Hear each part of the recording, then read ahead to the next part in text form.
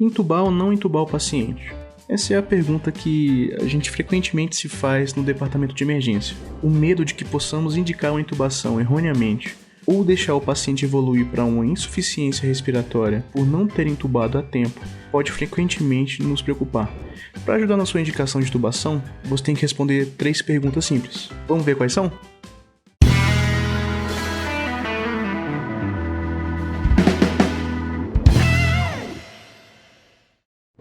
Bem-vindos à revisão rápida do Emergency Rules. Eu sou o Lucas Valente e hoje vamos falar sobre a indicação de intubar um paciente. Quando eu era recém-formado, essa incerteza era muito incômoda e me deixava muito inseguro na determinação da conduta do paciente. Para indicar a intubação, você deve se fazer 3 perguntas. Primeira, a falha na proteção ou manutenção da via aérea. Se o seu paciente não tem via aérea pérvia, ele não vai conseguir ventilar e, consequentemente, pode ter uma parada por hipóxia. Com relação à proteção da via aérea, deve-se ter em mente que se o paciente não tiver reflexo de proteção, ele pode aspirar corpos estranhos ou até mesmo conteúdo gástrico para a via aérea, e isso é muito grave.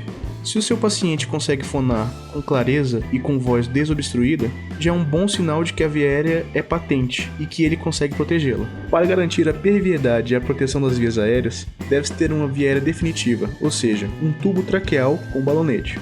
Ventilação por máscara facial ou dispositivos supraglóticos devem ser temporários, pois não protegem a via aérea, ou seja, se o paciente regurgitar, tem uma grande chance de aspirar. Um paciente comatoso com escala de coma de Glasgow igual ou menor que 8 deve ser intubado, exceto em casos imediatamente reversíveis, como intoxicação por opioide, que pode ser revertido com naloxona, ou hipoglicemia, pode ser revertido com glicose. Antigamente faziam o teste do gag reflex, que é estimular o reflexo de vômito cutucando a orofaringe. Mas o teste é pouco sensível e pouco específico, além de que corre o risco de fazer o paciente vomitar e broncoaspirar.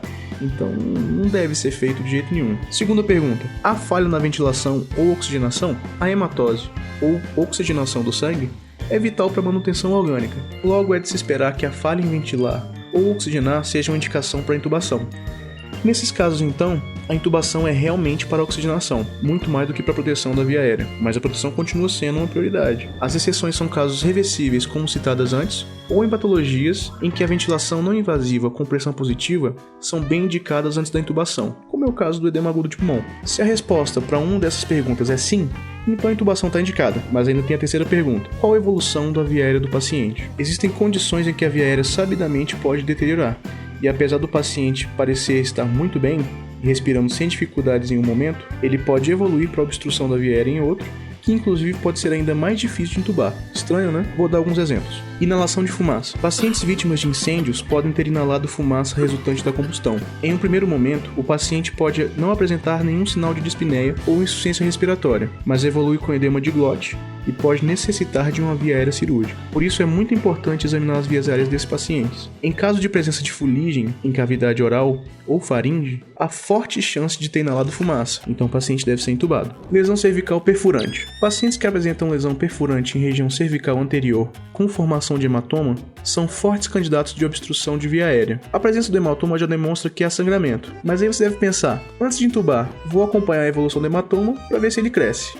Isso é um engano, porque o sangramento pode dissecar os tecidos do pescoço e se alojar em espaço paravertebrais. Então o sangramento continua crescendo, mas você não consegue identificar clinicamente. Quando se dá conta, o hematoma pode ter obstruído extrinsecamente a via aérea e vai ter um paciente com via aérea difícil e insuficiência respiratória. Outras indicações incluem edema de glote progressivo e pacientes vítimas de politrauma, que podem necessitar de muitos procedimentos dolorosos ou que podem evoluir para insuficiência respiratória num lugar que não é tão seguro, como um tomógrafo, por exemplo. Então pode-se optar por intubar antes que aconteça o pior num local que seja inadequado. Espero que essas 3 perguntas te ajudem a decidir quando intubar o seu paciente, já que a intubação mal indicada ou não intubação de um caso indicado aumenta a mortalidade desses pacientes. Espero que tenham gostado. Caso queiram ouvir uma discussão mais profunda sobre as indicações, incluindo em pediatria, podem ouvir o Emergency Rules Podcast, episódio 5, sobre as indicações de intubar. Quer ouvir um pedacinho?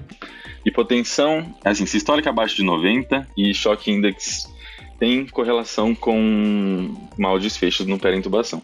Sim, isso foi um paradigma para mim, que mudou muito. Eu achava que estabilidade hemodinâmica era uma coisa, intubação era outra, e aí eu descobri que não. Então, assim, você não deve...